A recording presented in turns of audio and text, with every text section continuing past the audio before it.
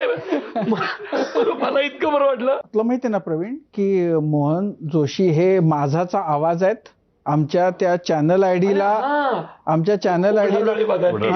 तर आमचा आवाज आहेत ते, आणि त्यामुळे मला आज ते आलेत आणि पुन्हा त्या सगळ्या मोठ्या संघर्षात आले, त्याचा भयंकर आनंद आहे. पण मला सांग, ते म्हणाले की 1.5 वर्ष तू थांबला होतास.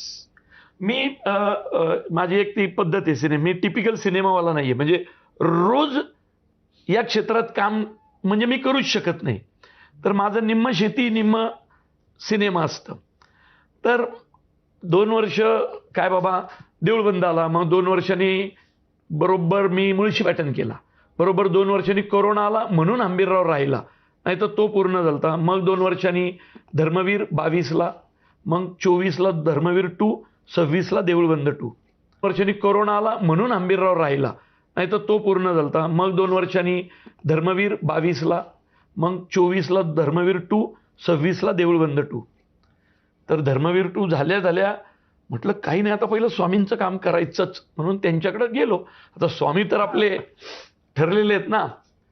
तर मी गेलो, तर मला माहिती होतं त्यांना काय झालंय, कारण जे झालं ना ते पण माझ्याच सेटवर. धर्मवीर 1 सिनेमाचं शूटिंग चालू होतं आणि मोहन जोशी नसतील तर मी सिनेमा करतच नाही. माझ्या प्रत्येक सिनेमात मोहन जोशी आहेत. तर आमचा शॉट झाला. एक सीन आहे बघा त्यांचा, काश्मीरच्या आजोबांचा रोल केलाय त्यांनी धर्मवीर 1 मध्ये. तर संध्याकाळी गाडी दिली त्यांना, गेले. दुसऱ्या दिवशी पुन्हा शूटिंग होतं. अरे म्हटलं मोजो असं ते उशीर कधी येत नाही रे, मोजो कुठे आहेत, व्हॅनिटीत आहेत का? तर मला फोन आला आमच्या ईपीचा, अरे मोजोंचं असं असं झालं आणि त्यांना थोडंसं ते पॅरालिसिसचं काहीतरी झालंय. तर मग मी भेटायला गेलो लगेच. तर मी त्यावेळी जे मोजो पाहिले, माझ्यावर विश्वास ठेवा, म्हणजे माझ्या डोळ्यातनं घळाघळा पाणी. कारण जी अवस्था होती मोजोंची, कुणीही म्हणेल हा माणूस पुन्हा उठणे शक्य नाही. त्यामुळं ज्या ज्या मंडळींना पॅरालिसिस झालेला आहे किंवा पॅरालिसिस सोडावा, काहीतरी आजार झालाय आणि आपल्याला वाटतं की आपलं सगळं काही संपलंय, असं वाटत असताना त्यांनी मोहन जोशी माणसाचा चेहरा डोळ्यासमोर ठेवावा. कारण मी ज्या अवस्थेत मोहन जोशी बघितले होते, चला मी 2 वर्ष जाऊ दिली. धर्मवीर 2 मध्ये ते नाही आहेत, मी जाऊ दिला तो सिनेमा. तो संपल्या गेलो. म्हटलं आता तरी सुधारले असतील. तर परिस्थितीत फरक नाही जास्त, कसा बसा एखादं पाऊल टाकायचे. आणि मनात एकच, माझं थिएटर, माझा सिनेमा, मी सेटवर गेलो नाहीये, कुठल्या नाटकाची प्रॅक्टिस नाहीये, सतत बोलण्यात तेच, आणि बरं बोलताही येत नव्हतं. मी म्हटलंय बघा मोहन जोशी सर, आपल्याला आता देऊळबंद 2 करायचं. ते म्हटले नाही, सिनेमा अभिनय आता नाही, मला जगासमोर असं जायचंच नाहीये. म्हटलं बघा मोहन जोशी सर, मी तुमच्याशिवाय सिनेमा नाही करू शकत, देऊळबंद तर नक्कीच नाही, तुम्हाला करावं लागेल. ते म्हटले काय करणार आहेस तू? मी स्क्रिप्ट घेऊन गेलतो. हे कसलं स्क्रिप्ट, हे काय असा येऊ, असे स्वामी येणार का जगासमोर, माझी चेष्टा करतोयस का तू? तर मला त्यांचा तो उद्वेग कळत होता. म्हटलं मोजो सगळं ठीक होईल. त्यातले 1 मिनिट, तू आलायस म्हणून पुन्हा उत्साह आलाय, मी करावं अशी इच्छा आहे तुझी? म्हटलं 100%. थांबशील वर्षभर? म्हटलं वर्षभर काय, मी 10 वर्ष थांबेल, तुम्ही सांगा. आणि एखादं नवीन विद्यार्थी थिएटरमध्ये आलेला पुरुषोत्तम करंडक वगैरे करणारे नसतात का, तोंडात पेन्सिल, मग ट ठ ल ल ल ल ल ल ट ट ट ट ट ट, अशी त्यांनी प्रॅक्टिस सुरू केली. माझ्याकडे ये, माझा डायलॉग घे, मला चालव.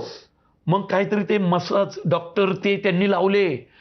रोज एक माणूस यायचा. बरं मी म्हटलं आता आपलं प्रोडक्शनसाठी चाललंय ना, म्हटलं मोजो तर ना ते जो काही खर्च असेल, खर्च राहू दे, पैशाचं बोललो का कधी?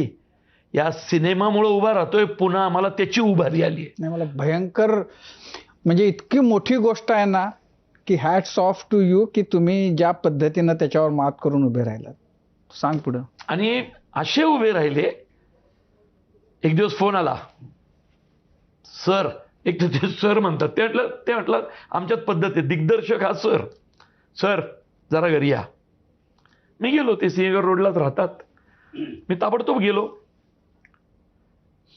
दरवाजा मुद्दामा दरवेळी मॅडम उघडायच्या ना, तर मॅडमनीच उघडला. त्यांनी दरवाजा उघडला आणि मॅडम बाजूला आल्या आणि मोहन जोशी सर आतनं चालत असे आले, ज्यांना एक पाऊल टाकता येत नव्हतं. असे चालत चालत चालत आले आणि खुर्चीवर बसले आणि मला वाटले ऑडिशन झाली. म्हणजे अहो म्हटलं तर काय बोलताय तुम्ही.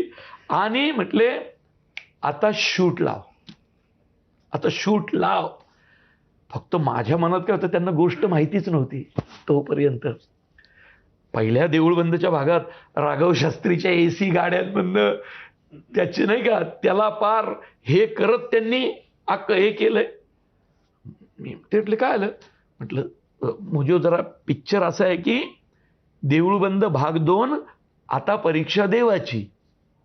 तर ते परीक्षा शब्द म्हणजे मी काय करायचंय म्हटलं, तर थोडंसं शेतीच्या बांधावरनं, ढेकळांमधनं, शेतातनं, माळरानावर, विहिरीवरती, मोठ घेताना, बैलगाडी धरलेलं असं काही शेतकऱ्यासारखं. अजून 6 महिने देणार. म्हटलं आता म्हटलं बोला मोजो, तुमच्यासाठी वाटेल ते हो, काय करू सांगा. 6 महिने दे मग अजून. त्यांनी परत काहीतरी वेगळं ट्रेनिंग सुरू केलं. मग ड्रायव्हिंग, त्यांचा आवडता विषय माहिती आहे ना, ड्रायव्हिंग बंद आलती. त्यांनी ड्रायव्हिंग सुरू केलं त्या पायानी, ज्या पायाला हे झालतं. मग गाडी चालू लागले आणि एक दिवस गाडी चालवत माझ्याकडे आले. चला तारखा लावा. सांग ना, या सिनेमाबद्दल काय आहे?